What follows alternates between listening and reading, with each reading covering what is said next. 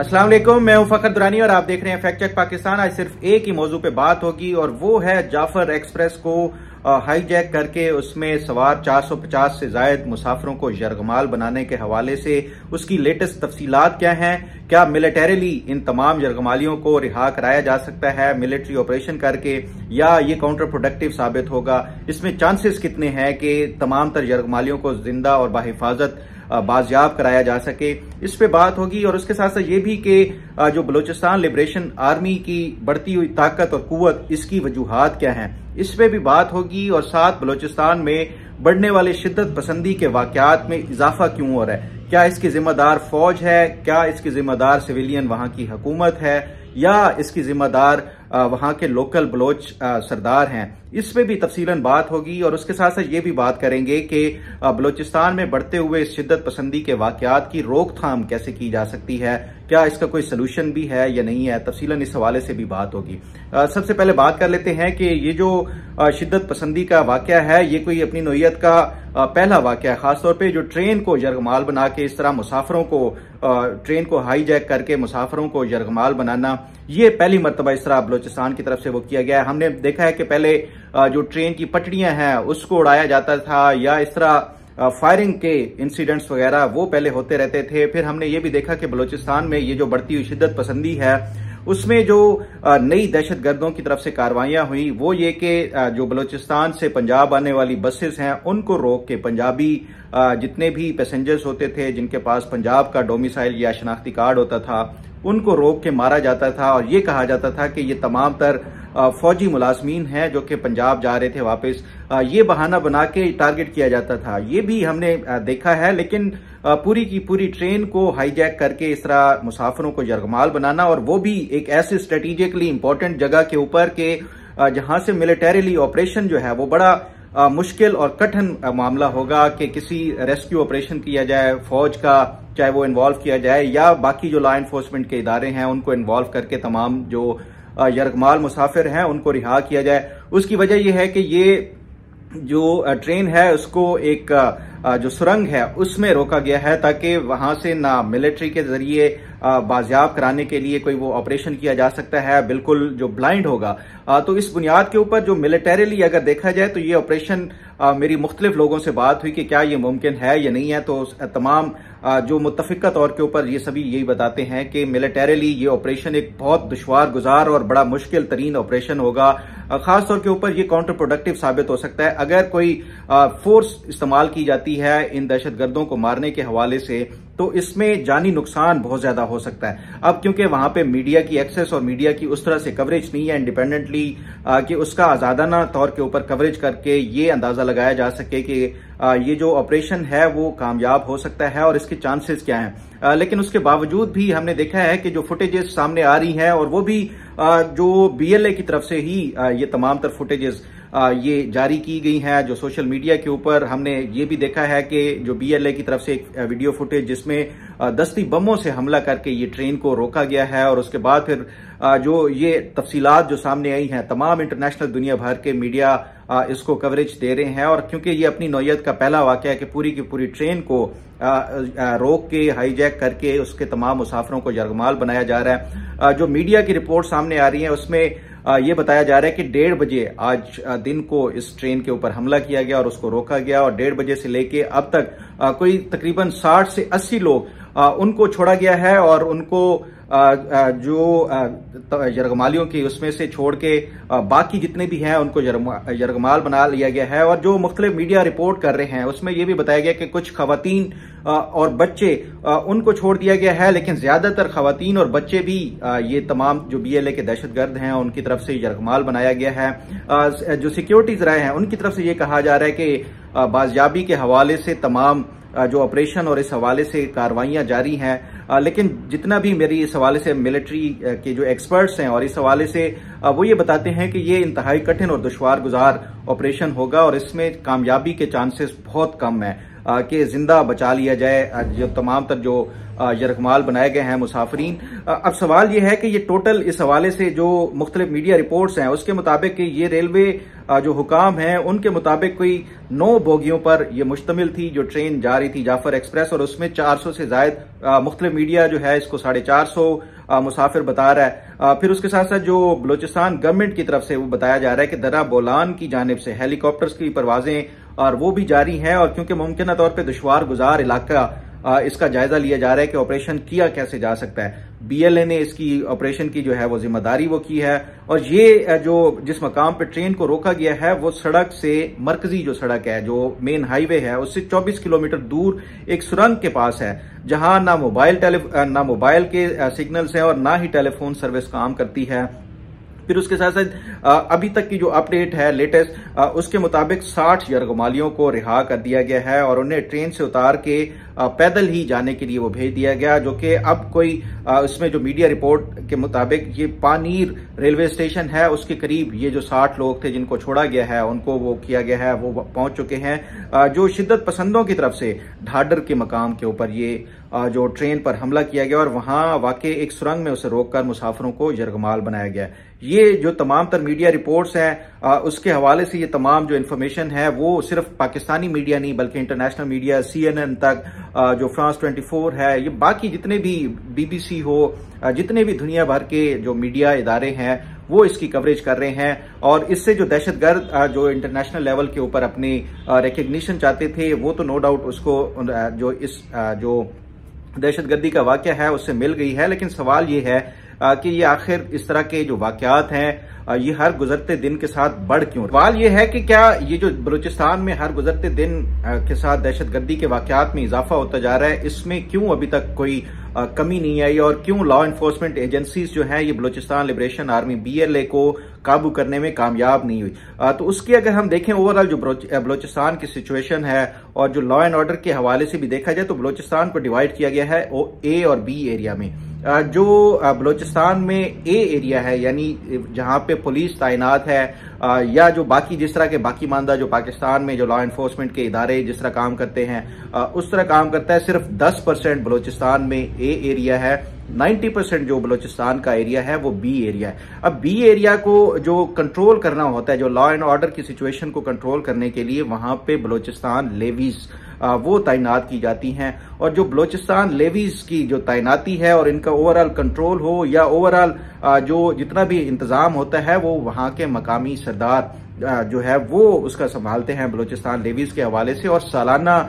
इन 90% जो बलूचिस्तान का इलाका है B एरियाज का उसकी लेवीज के ऊपर जो अखराजात और जो लॉ एंड ऑर्डर की सिचुएशन है उसको काबू करने के लिए 90 से 92 अरब रुपए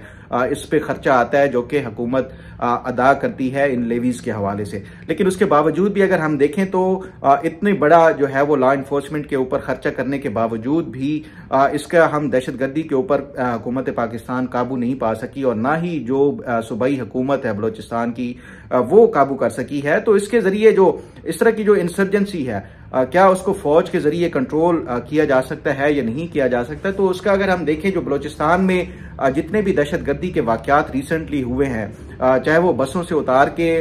जो पंजाब से आने वाले मुसाफिर हैं या जाने वाले मुसाफिर हैं उनको मारने के हवाले से हो, तो ये जो इंसर्जेंट्स हैं ये रोक के बसों को मारते हैं और उसके बाद फिर मकामी ही आबादी में ये छुप जाते हैं। तो वहां से ये फौज या इस तरह का जो ऑपरेशन होता है ये किसी भी फौज के लिए, दुनिया की कोई भी फौज हो, वो उसके लिए मुश्किल नहीं बल्कि नामुमकिन हो जाता है। उसकी अगर हम मिसाल देखें, जो अफगानिस्तान में दुनिया की सबसे बड़ी और जो ताकतवर आर्मी है अमेरिका, वो कामयाब नहीं हो सकी। इस तरह की जो गुरीला वारफेयर होती है या जो इंसर्जेंसी की जो जंग होती है उसमें फौज वो नहीं कर सकती। तो उसका जो सोल्यूशन होता है हमेशा से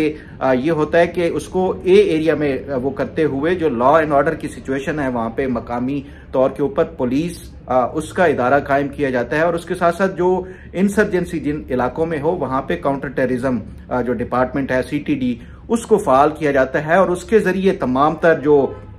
इन दहशतगर्दों की या जो इंसर्जेंट्स की जो नेटवर्किंग होती है उसको एक्सपोज करते हुए इनके खिलाफ कार्रवाइयां की जाती हैं। लेकिन अनफॉर्चुनेटली जो बलूचिस्तान है वहां पे एक तो जो ए एरिया है वो है ही इतना कम, और फिर जो बी एरिया है 90% उसमें ना ही सीटीडी है और ना ही पुलिस है। जो लेवीज हैं उनका कंट्रोल बलूचिस्तान के जो सरदार हैं उनके हाथ में है। तो ये इस वजह से वहां पे जो दहशतगर्दी के वाकयात हैं उसमें कमी लाने की बजाय हर गुजरते दिन के साथ साथ ये बढ़ती जा रही है। तो ये एक मैं समझता हूं कि एक उसकी रीजन है। फिर उसके साथ साथ अगर ये देखा जाए कि दहशतगर्दी का जो खात्मा है उसका अगर वो करना है तो फिर बलूचिस्तान हो या खैबर पख्तूनख्वा हो,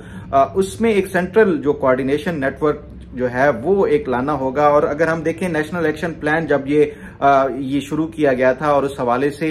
जो तय ये पाया था कि एक सेंट्रल एक वो इदारा कायम किया जाएगा जिसको नेक्टा का नाम दिया गया था। उसके साथ जो सूबे हैं वो कोऑर्डिनेट करेंगे और तमाम जो सिविलियन लॉ इन्फोर्समेंट जो एजेंसीज और इदारे हैं वो उनके साथ कोऑर्डिनेट करेंगे। और फिर उसके साथ साथ हर सूबे में काउंटर जो टेररिज्म डिपार्टमेंट सीटीडी है वो कायम किया जाएगा, जो कि ग्राउंड जो ग्रास रूट लेवल पे और ग्राउंड के ऊपर जाके ये जो दहशतगर्दी और उसके हवाले से उसको नेटवर्क को एक्सपोज करेगा और उनके खिलाफ कार्रवाइयां लाएगा। उसकी अगर हम देखें पंजाब में ये बड़ा इफेक्टिवली सीटीडी ने काम करते हुए पंजाब में जो दहशतगर्दी थी, अगर माजी का देखा जाए सिपा सहाबा था या जो लश्कर झंगवी थी उसके हवाले से हो या बाकी जितने भी दहशतगर्दी की जो जितने भी नेटवर्क थे उनका किला कमा किया गया। इसी तरह सिंध के अंदर भी ये जो दहशतगर्दी काफी हद तक कम हुई है ये सीटीडी की वजह से। लेकिन अनफॉर्चुनेटली बलूचिस्तान और जो खैबर पख्तूनख्वा है वहां पे पॉलिटिकल विल नजर नहीं आती कि ये जो दहशतगर्दी की जो कार्रवाइयां हैं उसको काबू करने के लिए ये सीटीडी कायम करना और उसके साथ साथ ये इफेक्टिवली इन जो दहशतगर्द हैं वहां पे ग्रास रूट लेवल और ग्राउंड के ऊपर जाके ये कार्रवाई करना। खैबर पख्तूनख्वा का अगर हम देखें पिछले 12 साल से पीटीआई की हुकूमत है और 500 अरब रुपए से जायद इनको जो है वो खैबर पख्तूनख्वा को दिया गया है। लेकिन उसके बावजूद भी 12 साल गुजरने के बावजूद और 500 अरब रुपए लगाने के बावजूद भी वहां पे सीटीडी का इदारा कायम नहीं किया गया और हम उसका नतीजा देख रहे हैं। अब जो दहशतगर्दी की कार्रवाइयां जो हर गुजरते दिन के साथ खैबर पख्तूनख्वा में बढ़ रही हैं और फिर उसके साथ साथ जो 90 बिलियन रुपीस हर साल बलूचिस्तान को दिया जा रहा है ये इन सरदारों के जरिए, उसके बावजूद भी ना तो वहां पे जो ए एरिया है उसका वो बढ़ाया गया है और ना ही जो ये 90% जो बलूचिस्तान का एरिया है वहां पे पुलिस के इदारे को कायम करके वहां पे लॉ एंड ऑर्डर की जो सिचुएशन है उसको कंट्रोल किया गया है। तो ये इस हवाले से ये एक बहुत बड़ी नाकामी है जो कि इन दोनों सूबाई हुकूमतों की तरफ से, और इसकी जिम्मेदारी मैं समझता हूं कि ये जो कहा जाता है कि ये फौज की तरफ से जो ये तमाम तर वहां पे बलूचिस्तान में कार्रवाइयां हैं उसका रिएक्शन है। मैं नहीं समझता कि ये फौज की वजह से ये सारा है। वहां पे जो मकामी सरदार हैं गो के इसमें जो लोकल वहां के लोग हैं वो अपने मकामी सरदारों से भी तंग होंगे और ये हो सकता है इसमें पॉसिबिलिटी भी है कि इन तमाम सरदारों को जो तैनात करने वाले इन लोगों के ऊपर वो हो सकता है कि एस्टैब्लिशमेंट हो या जो हुकूमतें हों, लेकिन उसके बावजूद भी इसकी जिम्मेदारी जो एक जो खासतौर के ऊपर जो दहशतगर्दी का बढ़ने का है उसमें ये जो मकामी जो सरदार हैं वो भी इक्वली रिस्पॉन्सिबल हैं। फिर उसके साथ साथ अगर हम देखा जाए जिस तरह माजी में था कि जो बीएलए चाहे वो ब्राह्मदाग बुगटी हो या फिर जो मरी ट्राइब था वो उसके जो बड़े बड़े सरदार थे वो इसकी बागडोर थी, लेकिन अब जो बीएलए है वो तकरीबन तब्दील हो चुकी है और अब जो इसकी बागडोर है या जो तमाम तर ये जो एक्टिविटीज की जा रही हैं वो तमाम जो नई नौजवान नस्ल है बलूचिस्तान की या बलोचों की वो ये तमाम तर जो है वो एक्टिविटीज कर रही हैं और उसमें भी ज्यादातर जिस तरह खैबर पख्तूनख्वा में जो नेचर ऑफ जो टेररिज्म है वो मजहब के नाम के ऊपर वो किया जा रहा है कि यहाँ पे जो चाहे वो तहरीक तालिबान पाकिस्तान हो या बाकी जो दहशतगर्द तंजीमें हैं वो मजहब के नाम के ऊपर यहाँ पे करती हैं, लेकिन जो बलूचिस्तान में है मजहब के नाम के ऊपर नहीं है। वहां पे जो बीएलए में काम करने वाले या जो बीएलए के जो जितने भी दहशतगर्द हैं वो तमाम तर इनका जो नजरिया है वो मजहब की बुनियाद के ऊपर नहीं है बल्कि वो मार्क्सिस्ट और ये उस नजरिए को ज्यादा फॉलो करते हैं और ये एक टेरिटोरियल और उसके हवाले से इंडिपेंडेंस के हवाले से ये उनकी जो एक स्ट्रगल है या जो एक इंसर्जेंसी है वो उसके ऊपर यकीन रखते हैं। लेकिन सवाल ये है कि क्या ये जो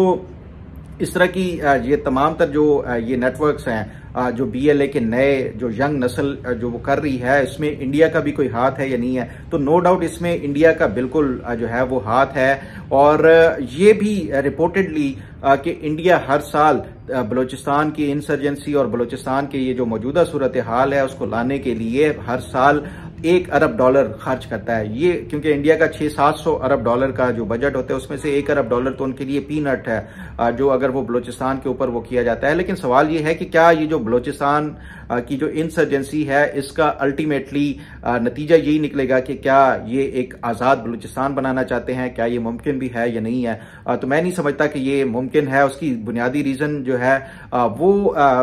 क्योंकि इसका नेबरिंग एक तरफ ईरान है, दूसरी तरफ अफगानिस्तान है, और ये दोनों नहीं चाहेंगे कि ये इंसर्जेंसी की बुनियाद के ऊपर या इस तरह की कार्रवाइयों से कोई आज़ाद बलूचिस्तान बने, क्योंकि उसमें जो ईरान है उसके अंदर भी जो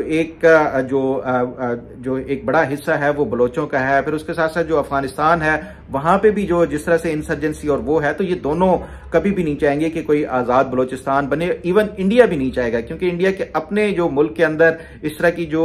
ये जो अलहदगी पसंद जो तंजीमें हैं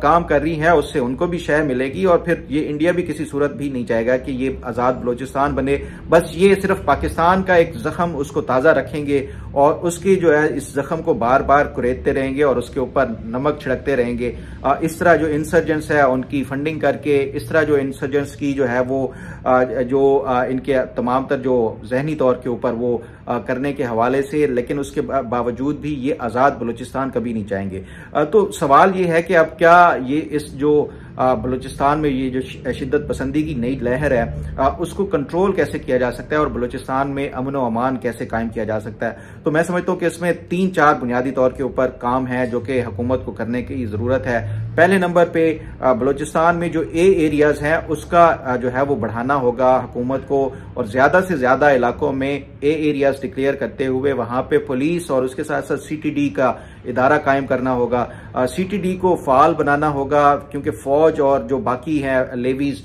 ये इस हवाले से वो काम नहीं कर सकती। इस तरह की जो दहशतगर्दी की वो होता है उसमें CTD ही ज्यादा इफेक्टिवली काम कर सकती है, ये करना होगा। और उसके साथ साथ तीसरे नंबर पे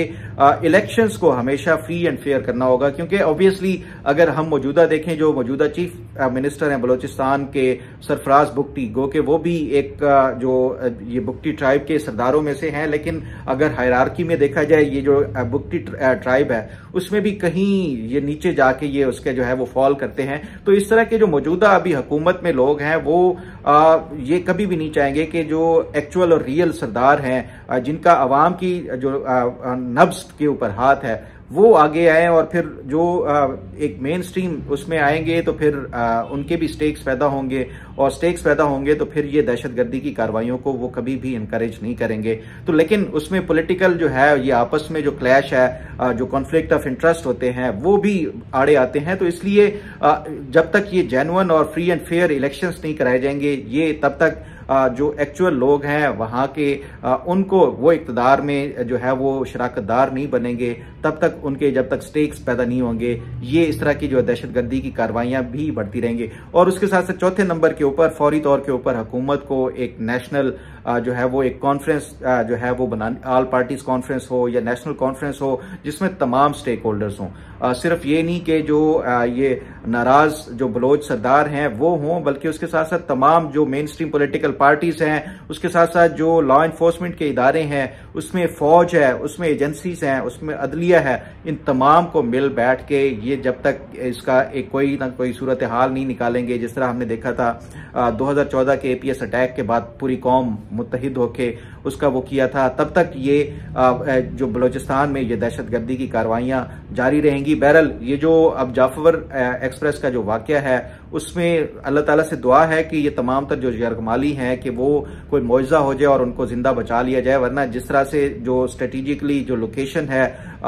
या जिस तरह से दुश्वार गुजार जगह के ऊपर ये इसको रोका गया है, वहां पे मिलिटरीली ये जो ऑपरेशन है बड़ा कामयाबी के चांसेस बहुत कम है। गो के जो दिफाई जो जराए हैं या सोर्सेज हैं उनकी तरफ से जो मीडिया के ऊपर जो खबरें चली हैं और इन्फॉर्मेशन चली है उनके मुताबिक तो ये कि जो जाफर एक्सप्रेस जो उनका मौकफ है कि जाफर एक्सप्रेस पर बुज़दिलाना हमले की दहशतगर्द अफगानिस्तान में अपने मास्टरमाइंड से राब्ते में है। दहशतगर्दों ने औरतों और बच्चों को ढाल बनाया हुआ है। सिक्योरिटी फोर्सेस ने दहशतगर्दों का घेराव कर लिया है और फायरिंग का तबादला जारी है। औरतों और बच्चों को ढाल बनाए जाने से मुश्किल इलाका होने की वजह से पेचीदा ऑपरेशन इंतहाई एहतियात से किया जा रहा है। सिक्योरिटी फोर्सेज आखिरी दहशतगर्द के खात्मे तक ऑपरेशन जारी रखेगी। जाफर एक्सप्रेस पर दहशतगर्दों के बुज़दिलाना हमले पर इंडियन और मुल्क दुश्मन सोशल मीडिया गैर मामूली तौर पर मुतहर्रिक हैं। बुज़दिलाना हमले होने के वक्त से लेकर हिंदुस्तानी मीडिया, हिंदुस्तानी सोशल मीडिया और मुल्क दुश्मन सोशल मीडिया अकाउंट्स मिलकर मुसलसल गुमराहकुन, झूठा और फेक प्रोपेगेंडा करने में मसरूफ हैं। अवाम सोशल मीडिया पर फैलाए जाने वाले गुमराहकुन और मन घड़त प्रोपेगेंडा की बजाय मुस्तनद ज़राए से दी जाने वाली मालूमात पर ही इक्तफा करें। ये जो सिक्योरिटी ज़राए हैं उनकी तरफ से एक अभी तक का मौक़िफ़ आया है। अल्लाह ताला से दुआ है कि तमाम ये जो